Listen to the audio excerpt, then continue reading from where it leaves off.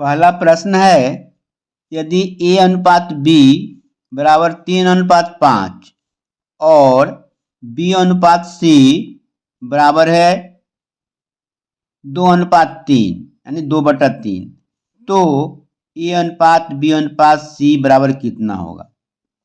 यहाँ दिया हुआ है A अनुपात B कितना है 3:5। इसको हम A/B भी लिख सकते हैं। A/B बराबर है 3/5 और B अनुपात C कितना दिया हुआ है, B अनुपात C माने B/C दिया हुआ है 2/3, 2/3। तो निकालना है A अनुपात B अनुपात C निकालना है हमको। कैसे निकलेगा, यहाँ देखिए A है 3, B है 5, यहाँ है B है 2 और C है 3।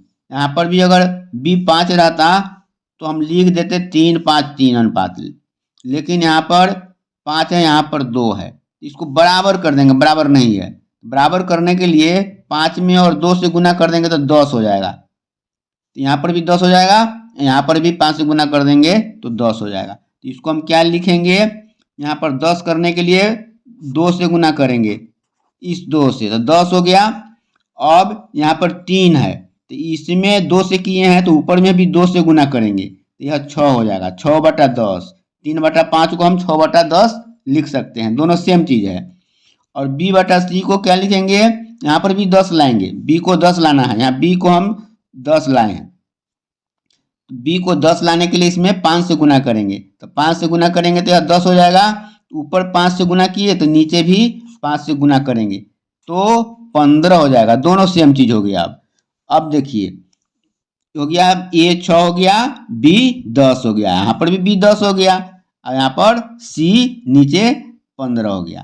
तो इसलिए A अनुपात B अनुपात C कितना हो जाएगा, इसलिए A अनुपात B अनुपात C बराबर हो जाएगा, A हो गया 6, B हो गया हमारा 10, यहाँ पर भी B 10 है, ऊपर में B, और C हो गया हमारा 15।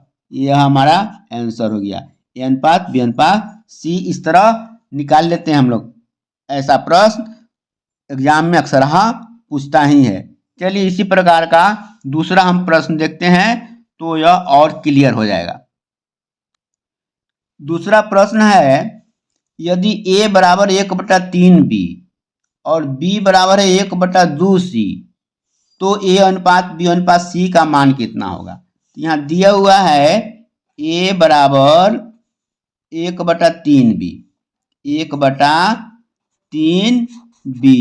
इसको हम लिख सकते हैं, B को इधर ले आएंगे, B इधर गुना है तो इधर आके भाग हो जाएगा, A/B इधर बच जाएगा हमारा 1/3। तो A/B कितना हो गया, 1/3 हो गया।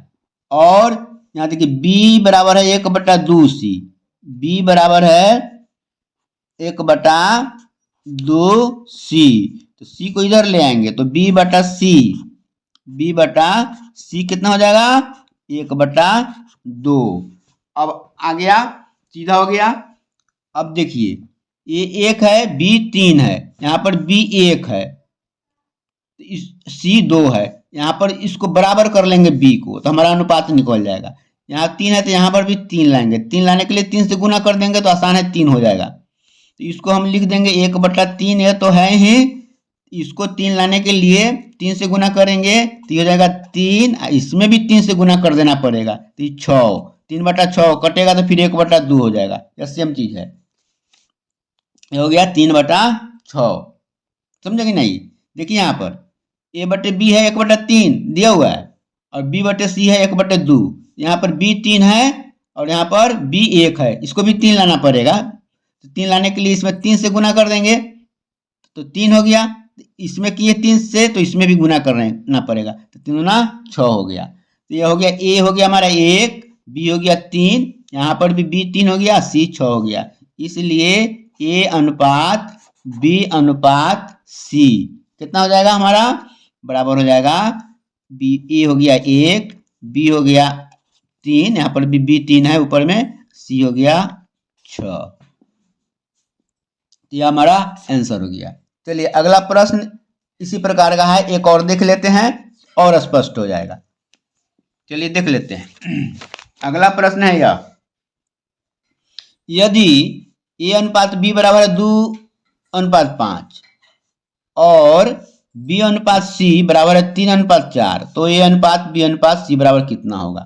तो इसको हम लिख सकते हैं a बटा b बराबर 2/5 और b अनुपात c को लिख सकते हैं b बटा c बराबर कितना? 3/4। यहाँ देखिए b यहाँ पर 5 है, यहाँ पर b 3 है, इसको बराबर करना पड़ेगा। बराबर करने के लिए 5 में इस 3 से गुना कर देंगे तो 15 हो जाएगा, इस 5 से इसमें कर देंगे तो यहाँ पर भी 15 हो जाएगा, बराबर हो जाएगा। तो हो गया, तो इसको लिख देंगे हम, इसमें करेंगे तो 15 हो गया 3 से, तो इसमें भी 3 से गुना करना पड़ेगा तो 6 हो जाएगा, 6/15, तब यह दोनों सेम चीज हो जाएगा। और इसमें 15 लाने के लिए 5 से गुना करेंगे तो 15 हो गया, तो इसमें भी 5 से गुना करना पड़ेगा, तो यह हो जाएगा 20, दोनों सेम चीज हो गया। अब देखिए, अब a अनुपात b अनुपात c कितना हो जाएगा? तो a हो गया 6, b हो गया हमारा 15, यहाँ पर भी 15 लगातार हो गया, और c हो गया 20, यह आंसर हो गया।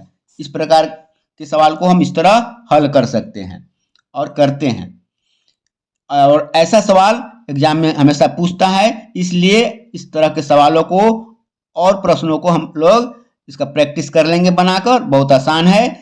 और अंत में आपसे रिक्वेस्ट है कि हमारे मैथ लाइन चैनल को लाइक एंड सब्सक्राइब कर दें।